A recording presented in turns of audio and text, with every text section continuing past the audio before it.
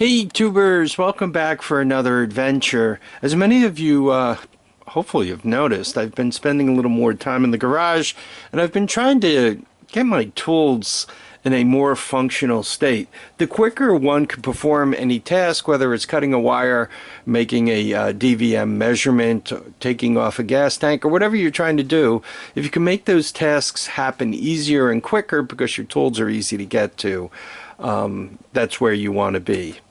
I spent a big $2 to get all of this done. This magnetic bar here was a freebie from Harbor Freight, and you can see I have a couple of common wrench sizes, 8, 10, 12. My Quinn screwdrivers, ratchets, needle nose pliers, little cut blade. I got my tape, got my 1/4-inch socket set and the wrenches that go with it, including the extension screwdriver. Got my metric open and box, SAE open and box. Got my meter, hearing protection, eye protection, light, welding helmet, though the other welding helmet should actually be up there. So they sell these little hook things with the mounting screws. You get 5 of them for $1 at Dollar Tree. So much improved, helpful, easier to get to. Once again, these things, I put the metric right on the bottom. I take this off and I go where I want to go, take that off, magnetically pull that. I really don't want to put any more on the magnetic strip than that, because next thing you know, you reach for something, you take it off, and you knock something else off and you got to go pick it up or fetch it out of that mess over there. So I think that's as good as I'm going to get, and I got everything where I want to be. Note where the meter is. I also put a couple of these alligators, the black wire alligator, double alligator, and the red. Just makes it easier when you're doing a measurement. You can kind of clamp one side and then poke around with the other. Typically you clamp onto ground and then you poke around with the red lead to figure out what's going on. So much improved. Here's my other problem. It's just a bloody mess. This is where I went with the 3/8 set. You can see the long 3/8 handle is here. The sockets are here. I got some other sockets behind there and all. I have this space here that I'd like to do something with. And once again, I think Dollar Tree has provided me with the solution. This rack started out looking like this. Had little feet sticking off the bottom. Right. Well, if you kind of cut it off, you could end up with this.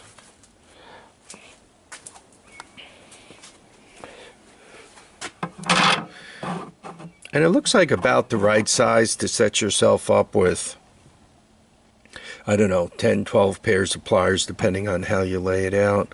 So what I'm going to do is I'm going to try it and load this up with pliers and see how it works.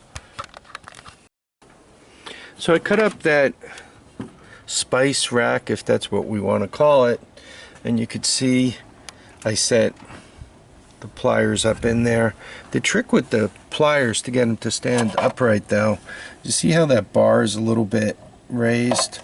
Well, you kind of slip it in there and close it on it, and then it stays more upright. On the end, these have a tendency to lean over a little bit, so I put the vice grips on the end, cutting tools, wire stripper, various pairs of dike, bull nose, diagonals, and an adjustable on the end. I left a little space here because typically I like to leave the camera in the box. It kind of keeps it safe while I'm poking around. So once again, the spice rack was $1. These were $1. They also have a shower rack. That's what that thing is. See? Shower rack, shower caddy. I picked that up for $1 also. Not quite sure what I'm going to do with it from a organizational point of view. I'm not quite sure what I need to organize with it. But I figure if I have it hanging down here for a while, maybe something will come to me. So I'm hoping this helps you guys. You know, I see some guys work out of a toolbox. Just the toolbox is in, all the tools go in the top, and you know, they filter their way toward the bottom. And that seems to be a lot of work, especially if a socket gets loose, right? You got to basically empty out the entire box to get a socket out of the bottom. The draws for me work, not perfectly. You know, I'm not the most organized person in the world, but that, having the tools set up like this and having the most common stuff on a board where I can see them all seems to work the best. I think it'll also work well because obviously I can tell if those are full, and across the top there's just not that many tools there. Pretty easy to remember to get them back into place. I put that last one on top just to sit it someplace. I'm not sure if it's going to stay there or not, or if I'm going to put another magnetic strip on the top and add some other stuff. But for right now, this is what I need. I did try putting all these, getting them out of the rack and putting them on a D-ring or whatever you guys want to call that. Just didn't work for me. Seemed to be a lot of work flipping the wrenches around and around to get to the one I needed all the time. That probably would be handy if you have a car toolbox where everything kind of goes in. That way you can reach it, pull the ring out, you get all these wrenches at once. Though quite honestly, you might as well leave them in this rack and just pull that rack out and get it all at once. I don't know. The D-ring stuff didn't work for me. I don't know. Let me know what you guys think. I've seen people who put everything on a pegboard. If you got enough space, right, you could do that.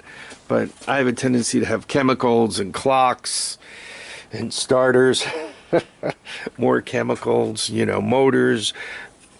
Right, I'm still trying to get these set up in a situation that life is easier. So having everything on a pegboard really won't work for me. I don't have enough surface area to do that. So some of this stuff has to get horizontal. But I'm trying. Let me know what you guys think. I want to thank you all for watching and commenting and subscribing. Please remember, feet down, heads up. And please get out there and enjoy each and every day.